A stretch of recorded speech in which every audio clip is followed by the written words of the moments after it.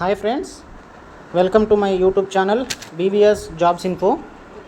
So friends, ఈ ఛానల్లో వచ్చేసి సెంట్రల్ గవర్నమెంట్, స్టేట్ గవర్నమెంట్ నుండి వచ్చిన జాబ్ నోటిఫికేషన్స్ని ఈ ఛానల్లో అప్డేట్ చేస్తూ ఉంటాను. So friends, central government jobs కోసం వెయిట్ చేస్తున్న వారందరికీ ఒక మంచి good news friends. Central government organisation అయిన స్టాఫ్ సెలక్షన్ కమిషన్ నుండి ఒక మంచి నోటిఫికేషన్ అయితే రిలీజ్ అయింది. సో ఆ నోటిఫికేషన్ ఏంటి, అప్లికేషన్ ప్రొసీజర్ ఏంటి అనేది ఇప్పుడు చూద్దాము. సో సెంట్రల్ గవర్నమెంట్ ఆర్గనైజేషన్ అయిన స్టాఫ్ సెలక్షన్ కమిషన్ నుండి కంబైన్డ్ హయ్యర్ సెకండరీ లెవెల్కి 2024లో ఒక నోటిఫికేషన్ అయితే రిలీజ్ అయింది. నోటిఫికేషన్ డీటెయిల్స్ అయితే చూద్దాం. సో అప్లికేషన్ ప్రొసీజర్ వచ్చేసి ఏప్రిల్ 8న స్టార్ట్ అవుతుంది అండ్ మే 7th వరకు అప్లికేషన్ చేసుకోవచ్చు. అండ్ అప్లికేషన్ చేసుకున్న తర్వాత ఫీ పేమెంట్కి వచ్చేసి April 8th is the last date. Apply చేసుకున్న వారు ఏమైనా కరెక్షన్స్ చేసుకోవాలి, ఎగ్జామ్ సెంటర్స్ చేంజ్ చేసుకోవాలి అన్న కరెక్షన్ విండో వచ్చేసి మే 10th అండ్ 11thకి 2 డేస్కి సైట్ యాక్టివ్గా ఉంటుంది. ఎగ్జామ్స్ వచ్చేసి దీనికి టూ లెవెల్స్ ఆఫ్ ఎగ్జామినేషన్స్ అయితే ఉంటాయి. సో టైర్ 1 వచ్చేసి 2024 జూన్ ఆర్ జూలైలో ఉండొచ్చు. అండ్ టైర్ 2 ఎగ్జామినేషన్ డేట్ వచ్చేసి ఇంకా స్టాఫ్ సెలక్షన్ కమిషన్ నుండి అప్డేట్ చేయలేదు. సో ఈ టైర్ 2కి ఎగ్జామ్ డేట్ అప్డేట్ అయితే నేను మన ఛానల్లో అప్డేట్ చేస్తాను.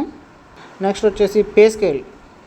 So lower division clerk or junior secretariat assistant, ఈ 2 పోస్ట్స్కి వచ్చేసి పే స్కేల్ లెవెల్ 2 ప్రకారం 19,900 నుండి 63,200 వరకు బేసిక్ పే ఉంటుంది. Data entry operator DEO, data entry ఆపరేటర్కి లెవెల్ 4 ప్రకారం 25,500 నుండి 81,100 వరకు పే స్కేల్ ఉంటుంది. అండ్ ఈ డేటా ఎంట్రీ ఆపరేటర్లో grade A and grade B అని 2 టైప్స్ ఉన్నాయి.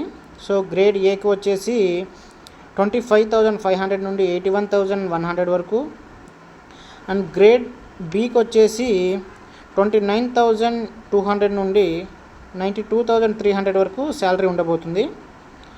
అండ్ వేకెన్సీస్ చూసుకుంటే మనము ఇది నియర్లీ అప్రాక్సిమేట్గా 3,712 వేకెన్సీస్ అయితే ఉన్నాయి. ఇది టెంటేటివ్ వేకెన్సీస్ మాత్రమే, ఇంకా దీంట్లో చేంజెస్ ఉండొచ్చు ఫ్రెండ్స్. అంటే మనకి ఇంకొన్ని డేస్లో అప్డేట్ చేస్తారు ఎన్ని వేకెన్సీస్ ఉన్నాయని చెప్పేసి. సో అది కొంచెం పెరగవచ్చు లేదా తగ్గొచ్చు కూడా. సో ఫ్రెండ్స్, ఇప్పుడు డేటా ఎంట్రీ ఆపరేటర్కి వచ్చేసి కొన్ని ఫంక్షనల్ రిక్వైర్మెంట్స్ అయితే ఉన్నాయి. సో అవి ఏంటంటే SSTW అని ఉన్నాయి కదా. ఇవి ఏంటంటే ఎస్ అంటే సిట్టింగ్, స్టాండింగ్, వాకింగ్, ఇలాగా సీయింగ్, ఇవన్నీ మంచిగా ఉండాలి ఫ్రెండ్స్. వీటిలో ఏ డిఫెక్ట్స్ ఉండకూడదు. అండ్ క్యాండిడేట్స్ వచ్చేసి బెంచ్ మార్క్ డిజబిలిటీ కింద రావాలంటే ఈ టైప్స్ ఆఫ్ ఇక్కడ చూపిస్తున్న ABCDE ఈ 5 ఆప్షన్స్లో చూపిస్తున్న బెంచ్ మార్క్ డిజబిలిటీస్ ఉన్నవారికి మాత్రమే బెంచ్ మార్క్ డిజబిలిటీ కింద కన్సిడర్ చేస్తారు. సేమ్ అలాగే లోవర్ డివిజన్ క్లర్క్కి కూడా సేమ్ ఫంక్షనల్ రిక్వైర్మెంట్స్ ఉన్నాయి.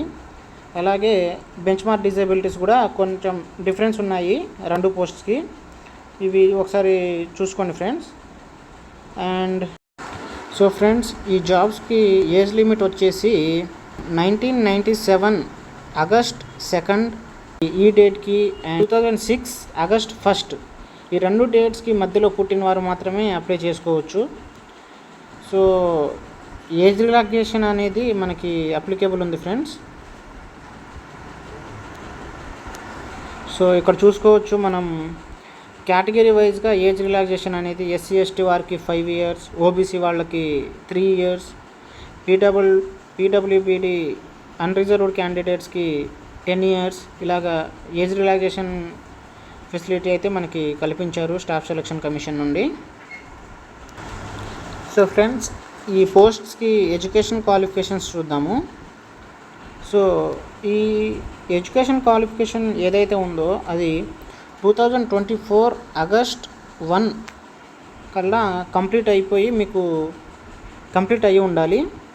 సో డేటా ఎంట్రీ ఆపరేటర్కి వచ్చేసి 12th standard in science stream with mathematics అంటే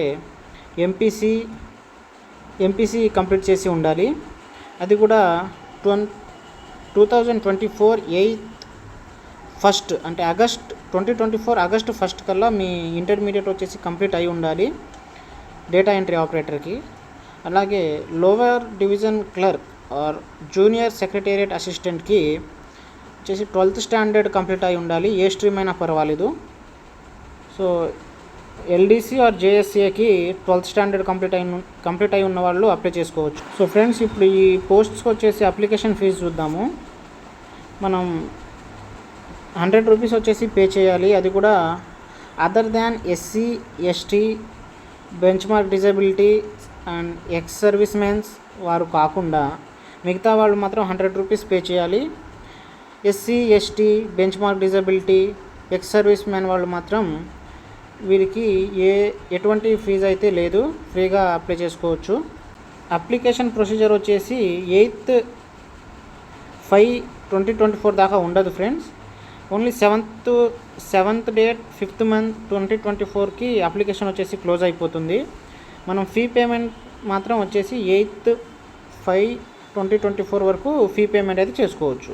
మనము ఎగ్జామ్ సెంటర్స్ వచ్చి చూసుకుంటే మనది సదరన్ రీజియన్ కింద వస్తుంది కాబట్టి మనకి ఇవి అంటే మన ఆంధ్రప్రదేశ్, పుదుచ్చేరి, తమిళనాడు అండ్ తెలంగాణ ఈ 4 స్టేట్స్ సదరన్ రీజియన్ కింద వస్తాయి ఫ్రెండ్స్. సో మనకి అవైలబుల్గా ఉన్న ఎగ్జామినేషన్ సెంటర్స్ ఇవి: చీరాల, గుంటూరు, కాకినాడ, కర్నూలు, నెల్లూరు, రాజమండ్రి, తిరుపతి, విజయనగరం, విజయవాడ, విశాఖపట్నం, ఇలా మన తెలుగు రాష్ట్రాల్లో ఉన్న ఎగ్జామినేషన్ సెంటర్స్ అయితే ఇవి. టైర్ 1 ఎగ్జామినేషన్ ప్యాటర్న్ ఎలా ఉంటుంది అంటే దీంట్లో 4 types ఆఫ్ సెక్షన్స్ ఉంటాయి. So English language, general intelligence, quantitative aptitude and general awareness. So ఈ 4 సెక్షన్స్ మీద కలిపి మనకి 60 minutes టైం ఉంటుంది. బెంచ్ మార్క్ డిజబిలిటీ ఉన్న వాళ్ళకి మాత్రం 80 minutes అంటే 20 minutes ఎక్స్ట్రా టైం కేటాయిస్తారు. సో ఈచ్ సెక్షన్కి వచ్చేసి 25 questions ఉంటాయి. 25 questions, ఈచ్ క్వశ్చన్కి 2 marks క్యారీ చేస్తారు. సో ఇక్కడ 100 questions 200 marksకి ఉంటాయి. ఫ్రెండ్స్, టైర్ 2 ఎగ్జామినేషన్ ప్యాటర్న్ అనేది చూద్దాం ఇప్పుడు. సో దీంట్లో వచ్చేసి మనకి సెషన్ 1లో టోటల్గా మనకి 145 questionsకి వచ్చేసి 405 marksకి ఉంటుంది సెషన్ 1 ఎగ్జాము. దీనికి సెషన్ 1కి వచ్చేసి 2 hours and 15 minutes టైం అయితే ఉంటుంది. So 145 questionsకి 405 marks. అండ్ సెషన్ 2 వచ్చేసి ఇది స్కిల్ టెస్ట్ ఆర్ టైపింగ్ టెస్ట్లో ఉంటాయి సెషన్ 2 వచ్చేసి. అండ్ అప్లికేషన్ ప్రొసీజర్ చూసుకుంటే ssc.gov.inలో రిజిస్ట్రేషన్ చేసుకోవాలి ఫస్ట్. తర్వాత మీకు వచ్చిన ఐడి అండ్ పాస్వర్డ్తో లాగిన్ అయ్యి సిహెచ్ఎస్ఎల్ అప్లికేషన్ చేసుకోవాలి. So thank you friends. మీకు ఈ ఇన్ఫర్మేషన్ నచ్చితే ఛానల్ని సబ్స్క్రైబ్ చేసి వీడియో లైక్ చేయండి, షేర్ చేయండి. Thank you friends.